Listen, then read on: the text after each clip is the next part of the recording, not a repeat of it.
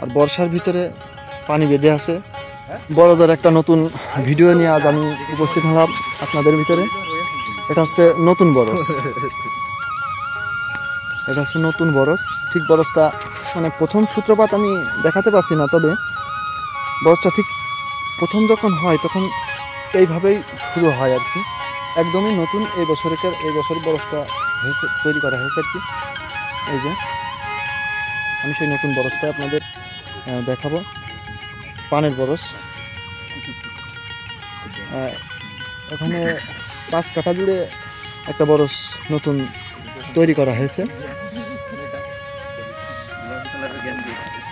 আমি সেই বরসটাই দেখানোর চেষ্টা করছি আপনাদের, একটু আপনারা দেখবেন। আসলে পানের যে গাছ, এই দেখেন এই গাছটা একটা করে গাছ একটা কাটিতে উঠানো হয়েছে, একটা করে গাছ।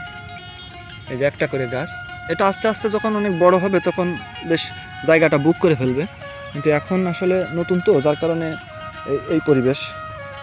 আর বর্ষার ভিতরে পানি বেঁধে আছে বড়দের ভিতরে। যে এটা হচ্ছে এক সাইড, আমি এখন এই সাইডটাতে দেখাচ্ছি এই বড়দের পিলিগুলো।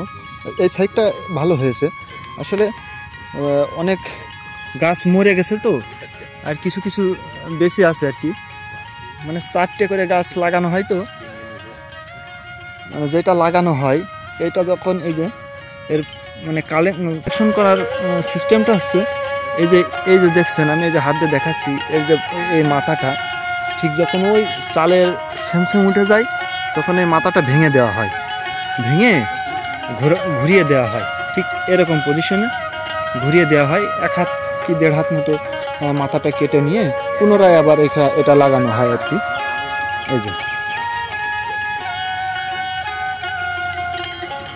এরপর গাছটা যখন আসলে বেঁচে যায় আর কি, শিকড় গজিয়ে দেয়, তখন আর কি হালকা হালকা করে পরিষ্কার করে, যখন গাছে আগাছা জন্মিয়ে যায়, আগাছাটা পরিষ্কার করে গাছটা গোড়াটা এভাবে বেঁধে দেওয়া হয় মাটি তুলে। এই যে যেভাবে করা আছে এখানে, এই যে পিলের মাঝখান থেকে মাটিটা সরিয়ে নিয়ে এটা বেঁধে দেওয়া হয়। এটা আসলে একদমই নতুন এই বছর। আর যে এই কাঠিগুলো, অর্থাৎ এই বড়দের শলা এই যে বাঁশের তৈরি, ঠিক আছে, এগুলা সবই বাঁশের তৈরি। আর এখানে যে এই কাঠিগুলোর সাপোর্ট, অর্থাৎ এদিক ওদিকে হেলে পড়ে না যায়, এর জন্য এই যে এই কট সুতো দিয়ে খুব মজবুত করে বেঁধে দেওয়া হয়েছে। এই যে খুবই মজবুত করে বেঁধে দেওয়া হয়েছে এটা, যাতে এদিক ওদিক হেলে না যায়। বেঁচে গেছে আজকে বড় যে গাছ লাগানো হয়েছিল সবই প্রায় বেঁচে গেছে। এখানে মার যায়নি, একটাও মার যায়নি, সবগুলোতেই আছে, সবগুলোই আছে। তো যেভাবে হয়েছে আর কি, আগামী 2-4 মাস, মানে এবছর আস্তে আস্তে আগামী 2-4-5 মাস পরে বেশ অনেক জমকায় যাবে আর কি, পুরো বরসটা হয়ে যাবে 2-4-5 মাসের ভিতরে। এই যে খুব সুন্দর বরজ হয়েছে আর কি, নতুন বরজ হিসাবে অনেক সুন্দর বরজ হয়েছে, খুবই সুন্দর হয়েছে বরজটা। বাহির সাইডটা এই যে 4 সাইড চারিপাশ ঠিক এইভাবে কলার যে ডুগা, অর্থাৎ এক কথায় বলা হয়, আমরা কেউ বাসনা বলি, কেউ ফেতরা বলি, মানে অনেক নাম বলে, আমাদের এলাকায় এক রকম নাম বলে। হ্যাঁ, এটা দিয়ে চারিপাশটা খুব ঘিরে দেওয়া হয়, আর পাতকাঠি দিয়েও ঘেরা হয় চারিপাশ এরকম। এই যে কষা ফুটে ঠিক এইভাবেই ঘিরে দেওয়া হয়। এই যে আমি চারিপাশটা একটু দেখাবো আপনাদের, একটু দেখানোর চেষ্টা করছি। হাওয়া কিংবা রোদ, এটাতে একটু সমস্যা, অতিরিক্ত রোদ হলেও সমস্যা, অতিরিক্ত বর্ষা হলেও দেখা যাচ্ছে ক্ষেতটা মার খেয়ে যায়। আবার যে শীতের সময় আসে, শীতের সময় হচ্ছে এই দেখুন, এই যে চারপাশ এভাবে ঘেরা আছে, ঠিক এইভাবে। আর উপরের চালটা তো আপনাদেরকে দেখালামই, আমি এখন উপরের চালটাও দেখাবো। উপরের চালটা আসলে দেওয়া হয় হলো, অনেক সময় বিচলি দেওয়া হয়, আমাদের এলাকায় বিচলি দেয়।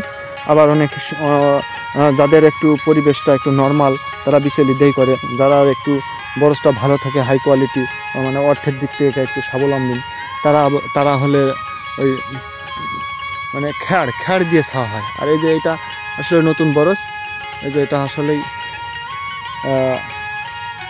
বিচলি দিয়ে ছেয়েছে আর কি।